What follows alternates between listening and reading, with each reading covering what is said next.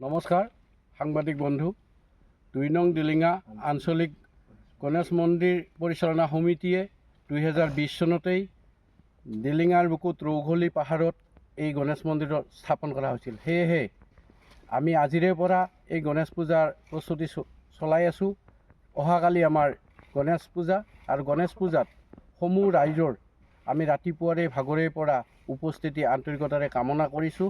আমাৰ ইয়াত বিশেষ নামতি দলৰ আমন্ত্ৰণ জনোৱা হৈছে আৰু হোম যজ্ঞৰে আমি আমাৰ গণেশ পূজা অনুষ্ঠিত কৰিম। সেয়েহে আপোনালোকৰ সহায় সহযোগিতা আন্তৰিকতাৰেই কামনা কৰিছোঁ।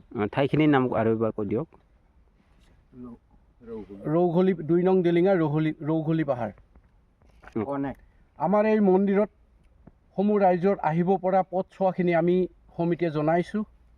ডিলিঙা ষ্টেট বেংক শিঙিৰা ষ্টেট বেংকৰ পৰা ডিলিঙা হৈ অহা ৰাস্তাৰে আমাৰ সমাজত আমাৰ এই গণেশ মন্দিৰ আছে আৰু আপোনালোকে আহি আমাৰ এই গণেশ মন্দিৰত উপস্থিত হ'ব পাৰিব।